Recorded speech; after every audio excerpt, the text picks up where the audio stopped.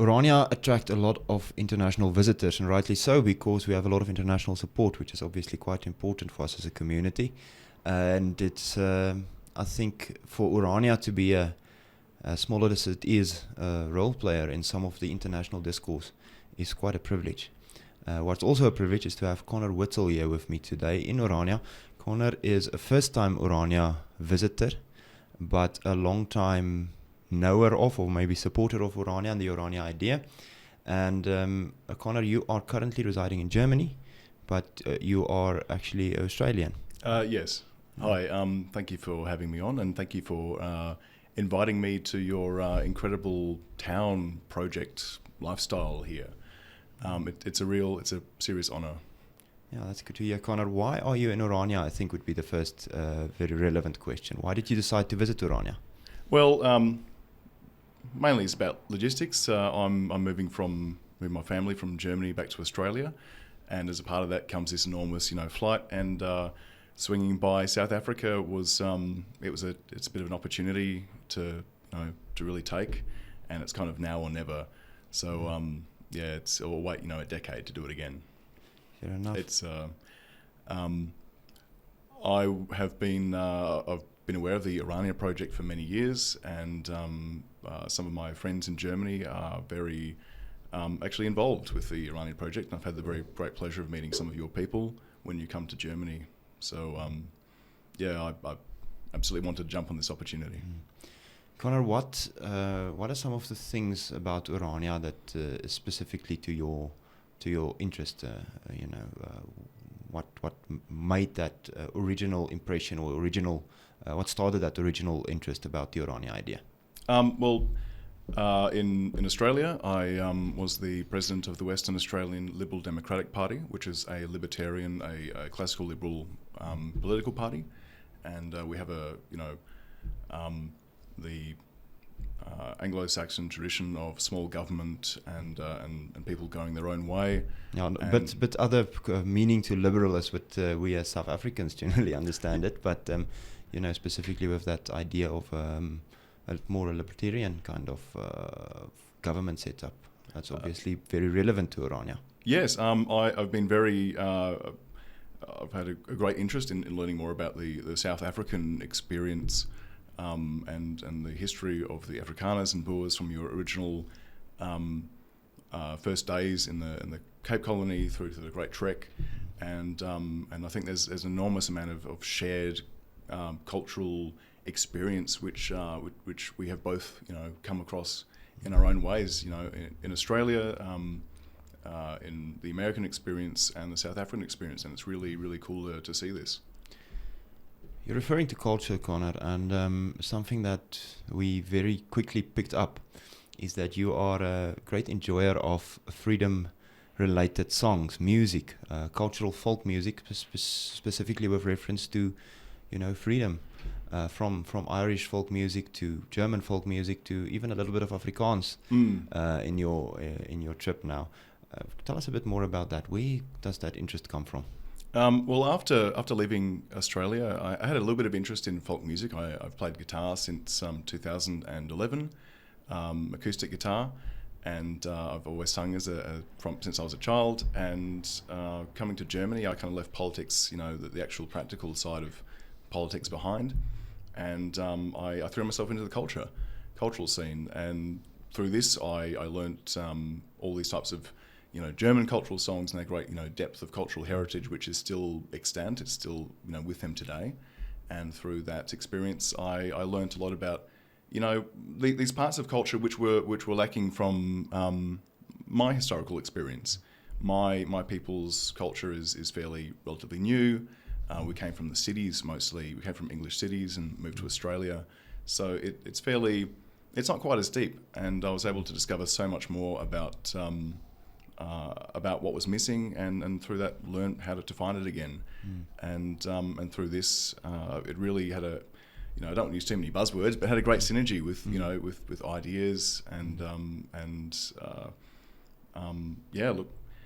folk music is what people I believe really should have a great connection to, and I was able to experience the German and the Irish and the English and the American side of folk music.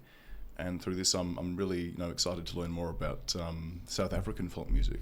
I mean, I don't pronounce it very well, but I can sing Sari Mare. Yeah. And you proved that yesterday to us as well. Connor, you referred to something which is very interesting. Afrikaners also have in terms of the history of a folk or a nation, folk I think is a better word. 400 years is not a long time that we've been on this continent, but we have a major part of our identity, the name Afrikaners, the language Afrikaans and so on, connected to this continent. However, we have a very long history in Europe as well. Before we came here, and it's also relevant to the way we think, in terms of philosophy, in terms of law and justice, in terms of religion and things like that.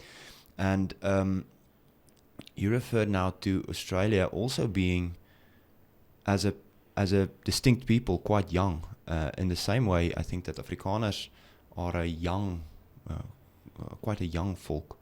And you referred to the fact that the Australian people moved from English cities to the countryside, and there's a bit of a culture change there. And I think to some extent the same happened to us. We, the Huguenots and the some of the Dutch people that arrived here moved from dense European cities to the wide open landscapes of Africa. And I think people change in that circumstances a lot, and a lot of challenges they face as well. But you also connected this now, and also in the conversation that we had yesterday, to the role that music can actually play. Music and culture can actually play, whether that be practical or symbolical, in refining your roots. Yeah, absolutely. Learning, coming from Australia, I think first we'll start with the creation of a folk as separate from what came before. So the term is like ethnogenesis, Latin for pretty sure it's Latin for ethnos, family, folk, a people. The creation of a people, genesis is creation, and it doesn't happen immediately, but it does happen. And whereas the Australian experience is about 160, 180 years old, thereabouts, you say the experience in Africa is some 400 years old. The experience in America is thereabouts 300 years old. And it is the creation, the separation, and the splitting off from the mother culture, and then the creation of something new through your own day-to-day lifestyle. How you work, how you celebrate, how you pray, and the Australian experience is because we came predominantly from the cities, is that we really had to start most stuff from scratch. But here, I do notice the amount of historical, you do have the Huguenot influence, you do have the Dutch influence, you do have a bit of what would now be modern day Flemish, Belgian influence, German influence. So you're not starting from nothing. You're starting with a degree of people who came from the land, who came from this, who lived this lifestyle, being someone of a folk in Europe, and you're able to come to here and kind of continue that, and then continue to grow it. So the depth of your culture is quite enviable to begin with. You've got great roots, and then you're able to grow your own thing. Another thing that we spoke about is Afrikaners, Boers being, under immense pressure in terms of existential crisis, almost the entire time that we were on this continent for different reasons, whether that be the English, whether that be wars with local tribes, whether that be the environment itself, the continent itself, whether that be tracking inland and almost not surviving, a lot of people not surviving that, just harsh circumstances. And that also has an influence on culture, as the fact that I think personally it makes you very practical. Your mindset gets very practical, and a lot of the arts and things like that goes a bit out of the window. It's not priority. I think we're quite a practical people. But with a good foundation, as you said, and it's maybe something to focus on in Orania, and to build out and make sure that we fully embrace our foundation, which is a good foundation in Christianity and our Western culture, but also to expand it in our specific experience in Africa, which is a major part of who we are as well. This same experience is mirrored, across the other examples I gave, and it's very, very good to see that there's a strong cultural movement in the Orania project, in that you do realise, you do appreciate your historical background, and realise that, when you are fighting for survival, you don't really have too much time to make frilly dresses and particularly nice suits, and spend too much time, laying back and contemplating the world. You do have a lot of work to do, and then later on comes the point of introspection. I mean, when was your first poetry in Afrikaans was written about the same time that Western Australia was being founded. So you were reading in another language. You were conversing in your own culture, but you did not. You were not quite at the time invested in creating your own thing, and only very recently, comparatively, in the past 100 years. Yeah, the past 100 years have you really start to have a period of Afrikaner, broader Afrikaner romanticism, which is a very integral and very important step in that process, and it's really cool to see the first flowers of that over the past 100 years. Conrad, you referred to two things now. One is ethnogenesis, and the other one is referring to that idea of the picking the flowers of the success of what you've been building on for a long time. Do you think, in your practical experience, that what would you say, are Orania an effort to save a culture, or are we creating to some extent a new part of culture, maybe even a new folk to extent? That's a good question. I personally have not been in South Africa too long. My experiences with your history are limited to a podcast on the Anglo-Boer War of some 200-something episodes. And Des Latham. Yes, that's the one. Hello, it's Des Latham. Very good. I listened to that as well. It's very insightful. And a couple of books on your history, and numerous Wikipedia pages. But otherwise, I'm still very much an outsider. I can somewhat project and see that Orania, like many places in the West at the moment, is a project to both consolidate, recognize what you had, recognize what you have currently, conserve and protect, what you're able to salvage in many ways, but also understanding with an eye to the future that you are creating something different here. You are creating something which is very future oriented.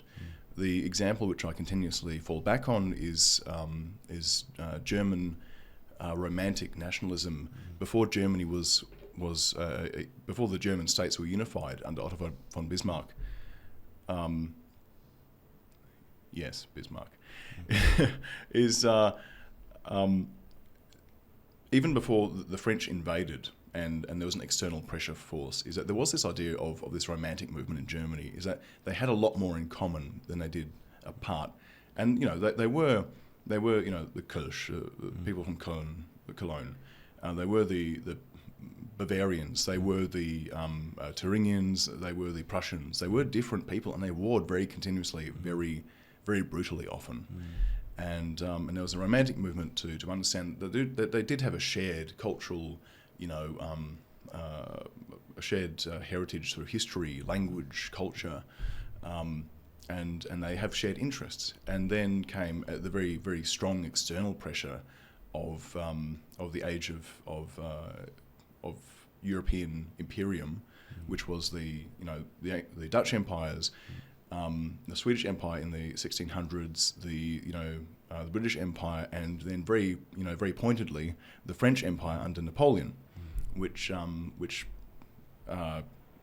conquered Germany, and through this external pressure and through this prior work had been laid on starting to make the Germans think of themselves as unified, but practically that couldn't really happen until everything was kind of wiped clean, and then they were able to unify, drive the invaders out, and unify Germany into the Second German Empire under the Kaisers.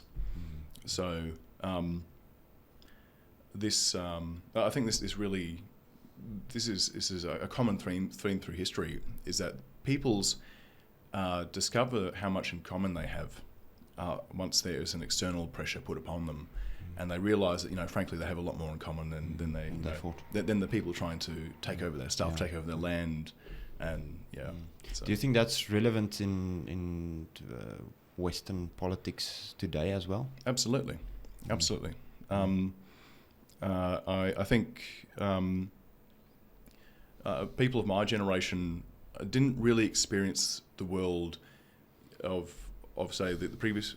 We just didn't experience the world of the previous generations, where there were much more perhaps concrete boundaries between, say, the various European peoples across the world, like America, Australia, New Zealand, Canada, South Africa, the multitude of European nation states.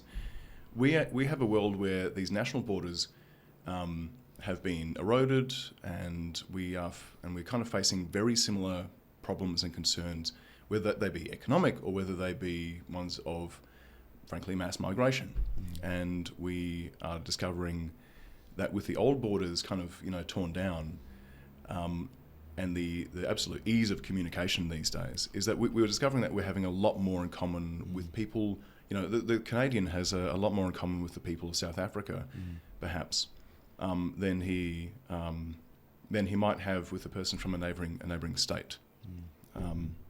I understand.